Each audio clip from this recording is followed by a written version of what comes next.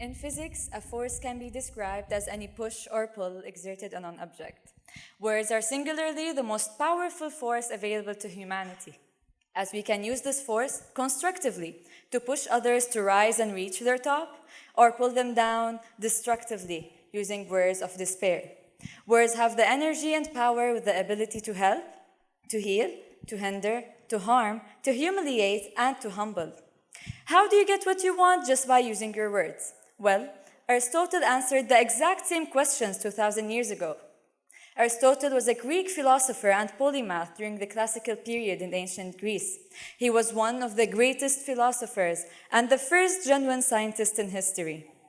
In his book, Treatise on the Arts of Rhetoric, he said that rhetoric is the art of seeing the available means of persuasion and applying them to any form of communication.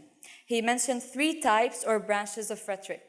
But the one I'll be focusing on is deliberative rhetoric, as it's the way to accomplish change by focusing on the future.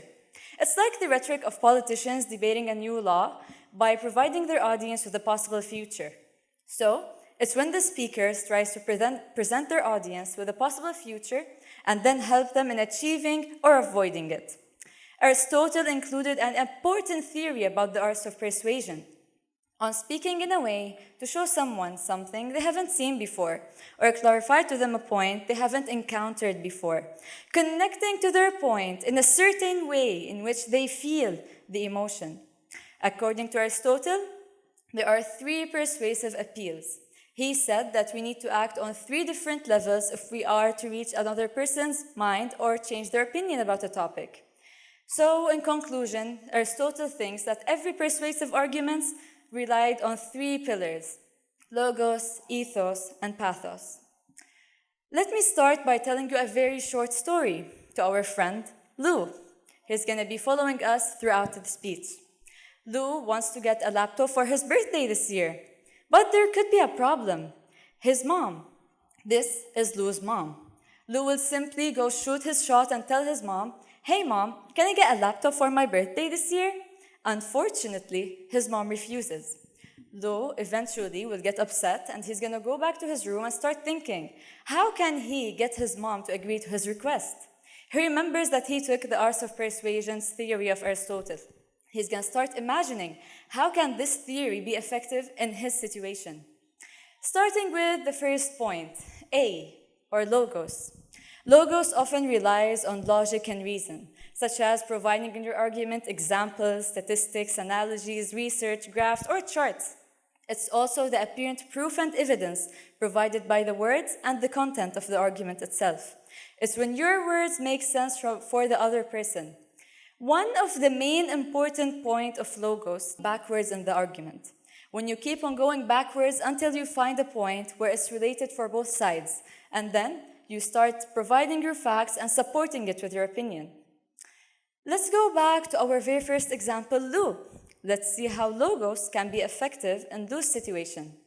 Lou would one more time go to his mom and tell her, "Hey mom, can I get a laptop for my birthday this year?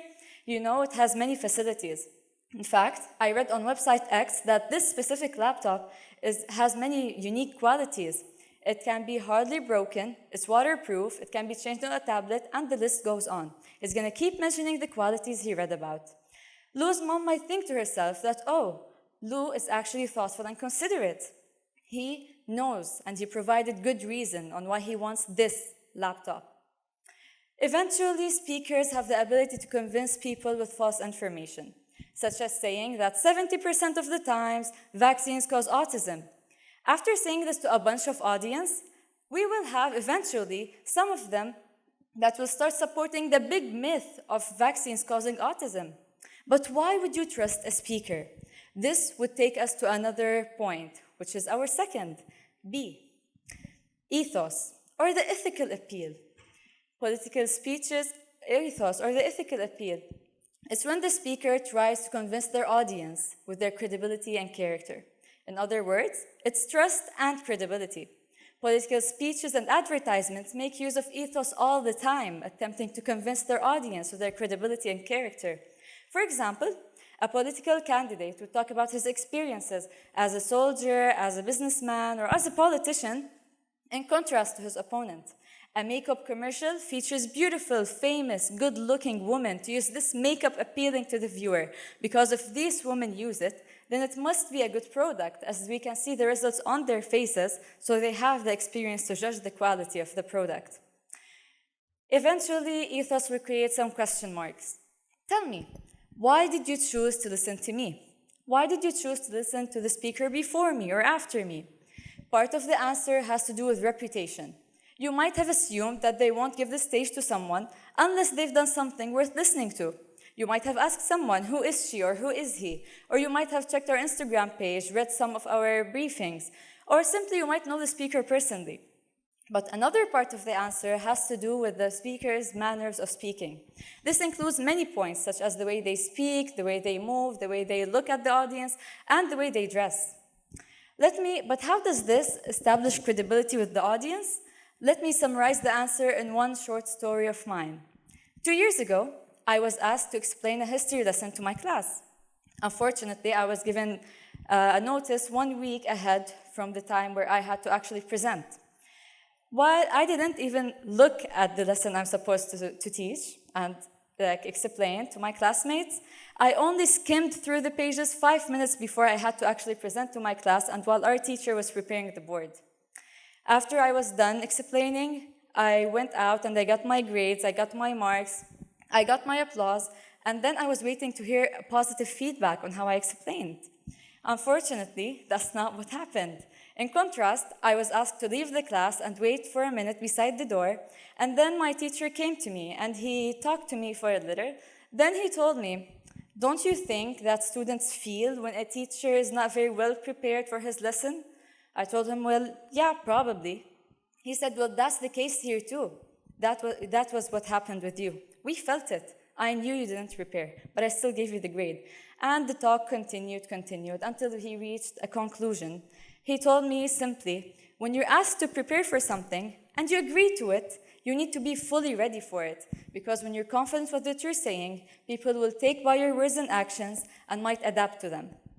Therefore, all human beings are extremely good at noticing whether someone believes in what they're saying, or whether someone cares about what they're saying, or simply whether someone knows what they're saying, which in turn reflects on their experiences in the topic and therefore their ethos. Let's go back to our very first friend, Lou. Let's see how ethos can be effective in Lou's situation. Lou would one more time go to his mom and tell her, "Hey mom, can I get a laptop for my birthday this year? Today I sat with 2 of my technician friends and they advised me to get this Y laptop." And he's going to start listing some features and reasons on why his professional friends advised him to get this laptop. Lou's mom might think to herself that, oh, Lou doesn't only know about this laptop, he also took professional advice from people who actually know how laptops work. And she might one more time reconsider her response before giving him an answer. Until now, Lou has came to an agreement with his mom by applying logos and getting the reason, by applying ethos and by establishing credibility. But there must be a much more powerful call to use on his mom specifically, which is her emotions, which directly relates to our next point, pathos. Pathos appeals to the emotions of the audience and elicits feelings that already reside in them. Nowadays, with all the media interfering in our life, pathos might be the most effective mode out of them all, as it can easily rally people to peace or incite them to war. I'm talking about things like beauty products that promise to relieve our insecurities, when they show you how fit a certain type of jeans would make you look, or when they advertise a car in a certain way from a certain angle with a spooky mood full of smoke and the buffed model, to make you feel extremely powerful as long as you own it. All this relies on pathos. Aristotle said that if we apply logos and we get the proof, we apply ethos and we gain the trust, we might still fail in changing anything about the other person's opinion if we don't connect the argument to their emotions. So, you might fail in your argument if you don't connect your argument to the audience's emotions and not achieve the change you wish to make. Let's go back one more time and finally the last time to our friend Lou. Let's see how pathos would be effective in Lou's case too.